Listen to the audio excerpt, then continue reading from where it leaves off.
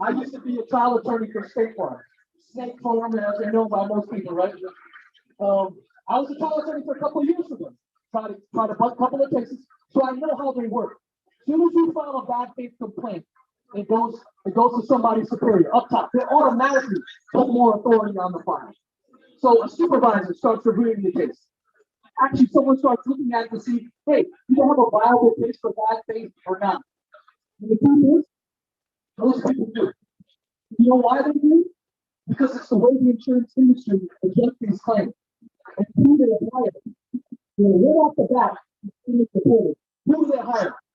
They're hiring a field adjuster who basically has no qualifications. Sometimes a guy right off the street, right? Maybe he has a all adjuster's license.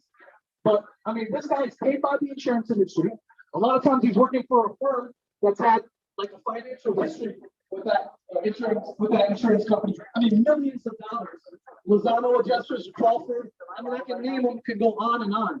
All that stuff is actually admissible in court, and that's what you can use to file your CRNs. Because right off the bat, they're trying to deny your claim.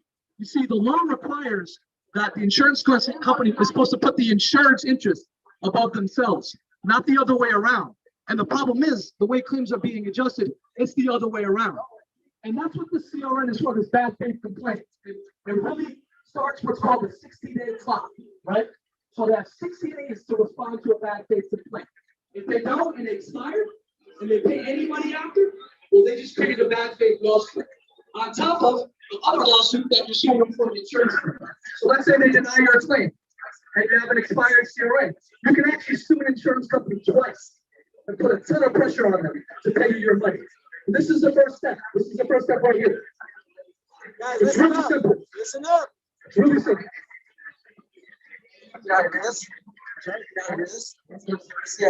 Anyone can file this. It's a public adjuster, an insurer, the third party. It says that right in the website. And I recommend you do it. You just got to introduce yourself. Everyone look up the screen if you want to see. So you just put this is basically mirrors what the website looks like, okay?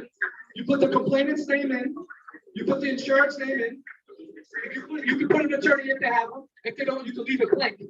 You do not have to put your name there. People think that the public adjuster or the contractor or the roofer has to identify themselves in a bad faith complaint. No, you don't.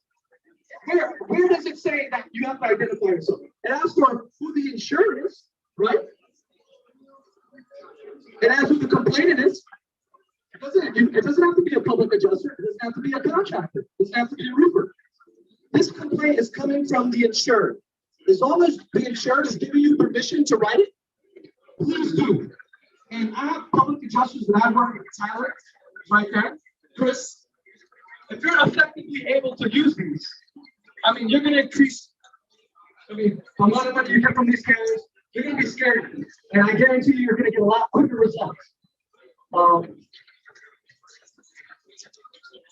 So it's just general information. But what it comes down to is the actual complaint itself, right? I don't want to bore people too much, but I'll send out copies of this afterwards to make sure everyone has it. But basically, you identify the insurance, you identify what kind of complaint they have. Very simple stuff. This is just a skeleton. You guys can fill in whatever you want. They didn't respond to a Google loss. They didn't respond to an email. They set up a recorded statement without coordinating it. How many times have you guys dealt with adjusters that set inspections and don't even contact you to do it? Happens all the time, right? Well, that stuff is not permissible. They have to work with you. Simple as that. And really, this is the first step to it. So the first paragraph, you identify the insurance. Second paragraph, you identify the type of claim it is. In this case, it was a plumbing leak. All right? You address all the legal issues. I'm not going to pour you all the depth of this stuff. All right? But the reality is that you deal with all the legal issues. But what you do want to talk about is the financial relationship that the field adjuster has and the engineer has with the insurance company. In this case, it was EFI Global. We did some discovery, and actually they've had a relationship with the carrier for over 10 years. I mean, they've been paid millions of dollars. None of my engineers that I hired are paid by my client millions of dollars. So these guys, these insurance companies, have hired guns to deny your claim. And that's basically what this CRM says. You know, from the field adjuster to the engineer. And basically they do one or two things, right? Or three things. Either they deny your claim, right? They lowball you, right? Or they don't respond to you.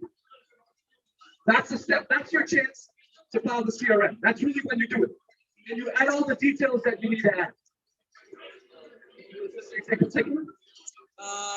No, but if anybody has any questions at all, please, we're gonna have more time for questions after, but if anybody has one or two questions. Well, let's get some testimonials. Chris. Oh, poor Chris, you put him on the spot.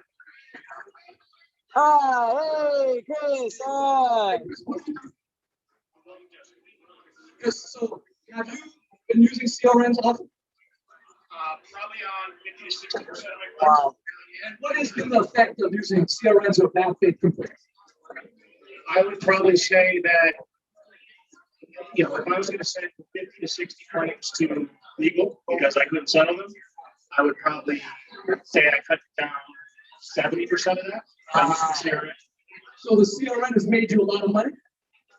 Ton of money. Time, same time. Same time, I made a lot of money. Nice. You know that you can file these? Not before you told me.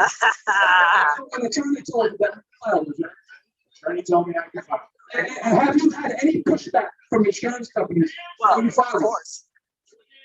No, they want to settle. They want to settle. I mean, that's lovely, right? That's like the magic word, right? That's awesome. That's awesome. Cool. It gets out of the hands of the adjuster that was denying the claim and ignoring me. And it gets into the hands of the supervisor, and that supervisor wants to settle. Every time. Almost every time. So you think like a bad faith complaint, a CRM should be something that's vital when you're handling a claim? If they are acting irresponsibly, they're not responding to me, they're not responding to the proof of loss, they're not sending me a policy, We're gonna do that. they're not denying or affirming the claim or doing anything in 90 days, any of the CRM statutes they're violating, you have to file a CRM.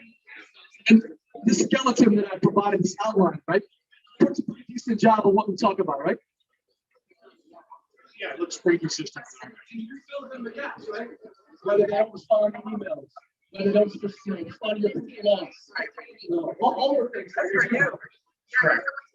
Have you ever insulted another adjuster by filing these? Was it intentional? Probably. Did it get you to the side you were looking for? Definitely. That's what it's for, right? That's what it's for. So, the proof is in the pudding, right? Yep. And the reality is that you guys are gonna have the guts to actually draft these things. And the reality is I have a formula. And if you guys need help, that's what I'm here for. It's hard to teach everybody in an environment like this without pouring everybody to death. I think we need to sit down and I can show you exactly how to file these things. And I guarantee you, your clients will be happy, the insurance will be happy, and the whole industry will be happy in general. It just makes us better as a team. Right, Chris? Absolutely. There you go. Now back to this. Awesome, man. Ali was all nervous. He's like, I'm going to put everybody to sleep. I'm like, no, you're not going to put anybody to sleep. Guys, what do you think? That's pretty cool, right? How many of you did not know that you could file a CRM? Till last month. No. There you go. You see? I didn't know until probably last year. I've been doing this shit forever. So, all right, Ali, thank you. Guys, if you have more questions about CRMs, as boring as that may sound, well, we know it's interesting. Talk to Ali over here. He was kind enough to sponsor this thing, and it's frankly the reason why we're eating and we're drinking right now. So, thank you, Ali. That was fantastic. All right. Okay. I gotta keep them happy. I'm being asked to keep everybody happy. Gotta dance. Guys, do you guys have any questions for me? Like while I'm up here waiting for the one and only Rico Garcia to come up and talk? Anybody have any questions at all? There's too many people here, right? Yeah, I gotta set that up a little bit better. Seriously. All right, so you ready? All right, here's what we're gonna do. Guys, do a little bit more mingling. Do not go anywhere, okay? Because I don't know what the hell else to say. So don't go anywhere, please. You're gonna really get a lot out of the Rico's presentation. So we're gonna take 5 drink a little bit more, have a little bit more fun, and yeah. There's 5, food in the 2 back. minutes, 1 minute, all right, about 1 minute, 1 or 2 minutes. Yeah. We have them on here.